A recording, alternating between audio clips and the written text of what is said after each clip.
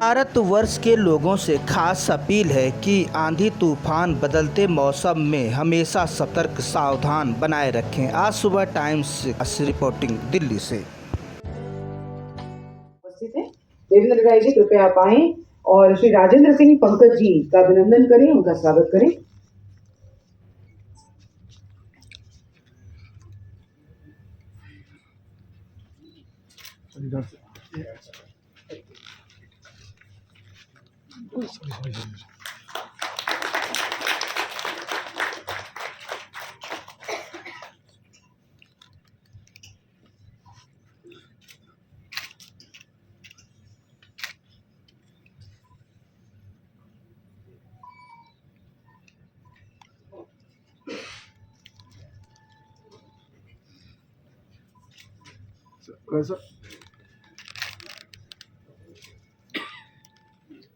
बहुत बहुत धन्यवाद।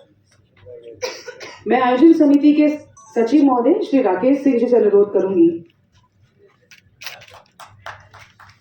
कृपया आप आए और मंचासीन श्री सुनील विश्वकर्मा जी का अभिनंदन एवं स्वागत करें।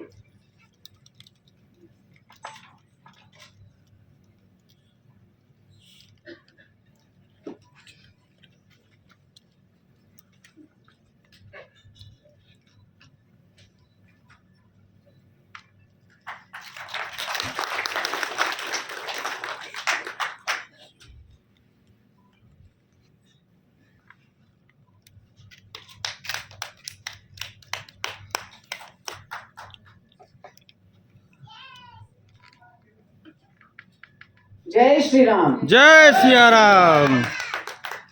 देखिए, ये नहीं है आने वाली पीढ़ी, ये भविष्य है।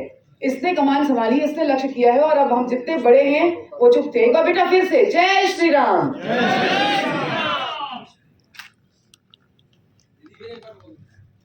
फिर से बोले एक बार, चलो आप बोल, जय श्री राम।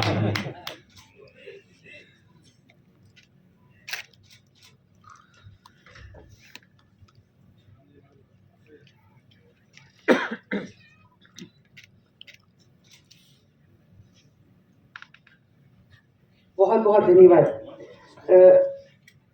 मैं मंचासीन अतिथिगण और आप सभी के स्वागत हेतु, स्वागत संबोधन हेतु मैं आदरपूर्वक श्री राकेश सिंह जी को आमंत्रित करती हूँ।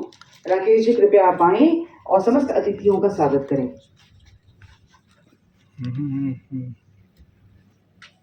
इस 7वें अयोध्या पर्व में पूज्य स्वामी सर्वानंद जी का बहुत बहुत स्वागत और अभिनंदन करता हूँ।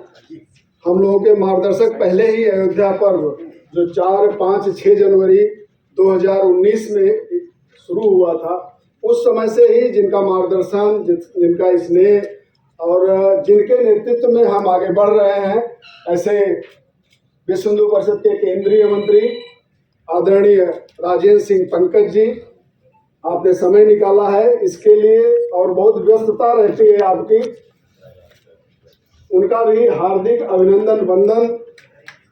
जिनकी कल्पना में हम प्रभु राम की मूर्ति आज देख रहे हैं, रामलला सरकार की, ऐसे कल्पनाशील चित्रकार आदरणीय सुनील विश्वकर्मा जी का भी बहुत बहुत स्वागत और अभिनंदन।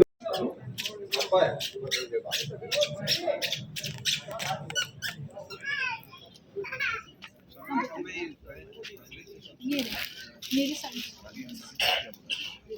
मैम का साइन बहुत आर्टिस्टिक है, हिंदी वाला साइन इंग्लिश से ज़्यादा जी। भारती ओझा, श्री अयोध्या न्यास, अयोध्या पर्व आयोजन समिति और इंदिरा गांधी राष्ट्रीय कला केंद्र की तरफ से आप सभी का हार्दिक अभिनंदन करती हूँ, स्वागत करती हूँ। जय श्री। इस समापन सत्र में जिन स्वनामधन्य हस्ताक्षरों ने अपनी सहमति प्रदान कर आयोजन की आज शोभा बढ़ाई है और इस 3 दिवसीय महायज्ञ जो कि अभी शुभारंभ हुआ है, अगर मैं यूं कहूं कि ये महज आज एक पड़ाव होगा, इसके आज का जो संकल्प शक्ति है वो हमारे आने वाले दिनों में हमारे अलग अलग लक्ष्यों तक हमें किस तरीके से पहुंचना है इसका निर्धारण करने वाली है। उन व्यक्तित्व के बारे में भला मैं क्या बताऊं। भारतवर्ष की उन महान संस्थाओं में से आप उस नेतृत्व को संभाल रहे हैं जहां से लाखों करोड़ों लोग दशा और दिशा हासिल कर रहे हैं। मैं एक एक करके बहुत सम्मान पूर्वक नाम का घोषणा कर रही हूँ। आपसे अनुरोध करूंगी कृपया ससम्मान मंच पर स्थान ग्रहण करें। इस क्रम में बहुत सम्मान के साथ हमारे बीच IBMS मिशन इंडिया के संस्थापक जो आध्यात्मिक जागरण के पथ प्रदर्शक भी हैं, परम श्रद्धेय स्वामी सर्वानंद सरस्वती जी विराजमान हैं। मैं आपसे बहुत विनयपूर्वक अनुरोध करती हूँ कृपया पधारें, मंच पर स्थान ग्रहण करें। जी,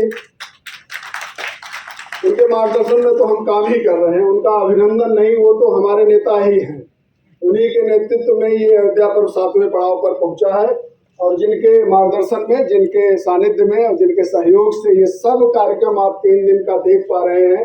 इंदिरा गांधी कला केंद्र में 4 कार्यक्रम हुए हैं, 2 पुराने कैंपस में हुए हैं और 2 इस नए कैंपस में हुए हैं।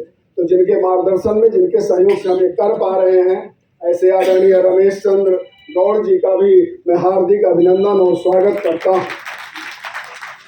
साल 2000 में इसकी शुरुआत हुई थी, 2019 में तारीख थी 4, 5, 6 जनवरी, जहां सेंट्रल विस्टा बन रहा है, सारा सचिवालय जहां शिफ्ट होने जा रहा है, उस कैंपस में इंदिरा गांधी कला केंद्र का ये परिसर हुआ करता था।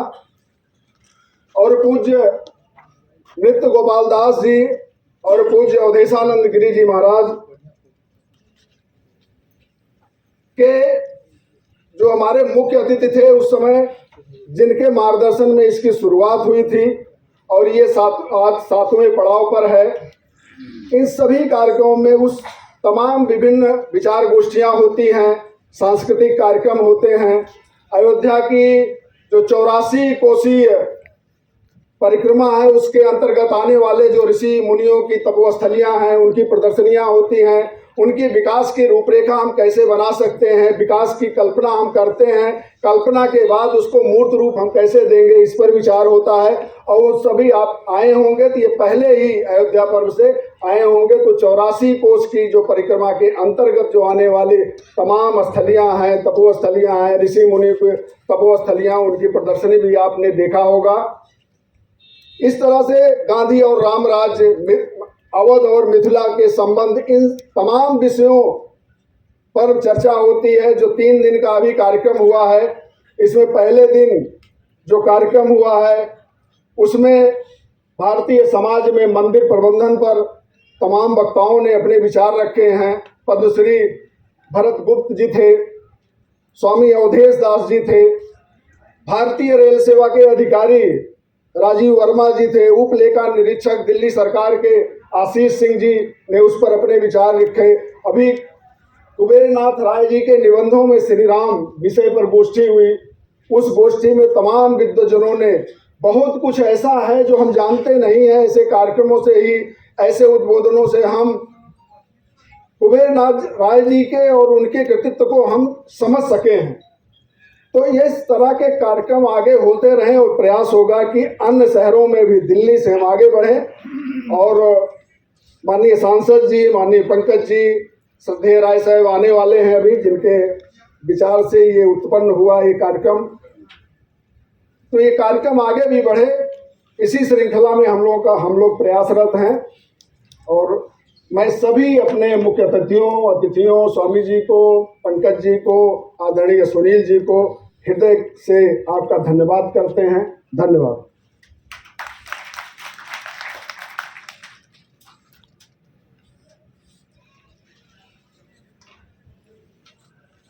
बहुत बहुत धन्यवाद राकेश जी।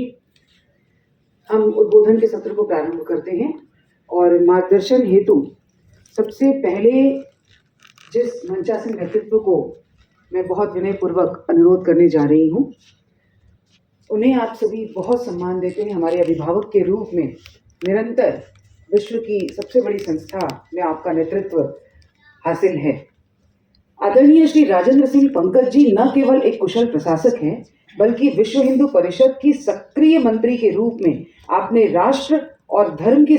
नमस्कार दोस्तों, मेरे चैनल को सब्सक्राइब लाइक करें और आइकॉन को जरूर दबाएं ताकि आने वाले वीडियो को आपको नोटिफिकेशन मिल जाए। धन्यवाद।